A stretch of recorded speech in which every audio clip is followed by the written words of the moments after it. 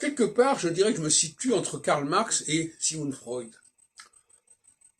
Karl Marx qui nous parle de la cyclicité et de la division sociale, dans ses grandes lignes, la lutte des classes, et Sigmund Freud qui nous parle, sans le dire clairement non plus, de la distinction entre les hommes et les femmes. Alors, il ne dit pas comme ça, mais il introduit une dialectique du ça et du surmoi que j'ai réinterprété pour comprendre ce qui distingue les hommes des femmes, en rapport avec mes travaux sur la sensorialité et la façon dont on vit les 5 sens. Et ça, ce n'est pas d'hier, puisque déjà en 1976, j'avais publié l'astrologie sensorielle dans la revue Cosmopolitan, où je fondais l'astrologie, non plus sur le thème natal, mais sur un test de sensorialité.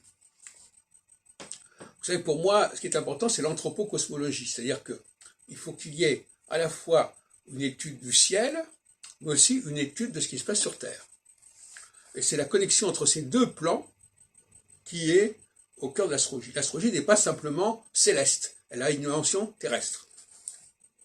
Alors son nom, le nom qu'elle porte n'a pas d'importance, c'est pas à partir du nom de l'astrologie qu'on va déterminer ce qu'est l'astrologie, il faut être sérieux.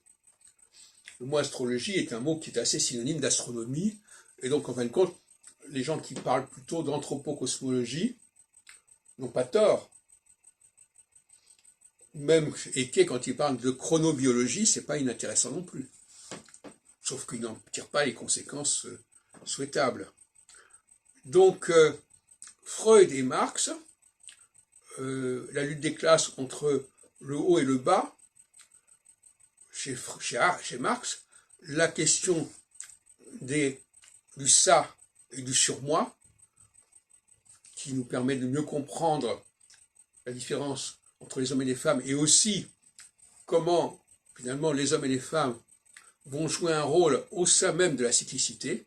Voilà, à mon avis, le système que je revendique. Cela dit, par ailleurs, au niveau de la critique biblique, je me référerai d'une certaine manière à Spinoza, et du point de vue sociologique, je me référerai à Durkheim, pour ne citer que 4 personnages d'origine juive.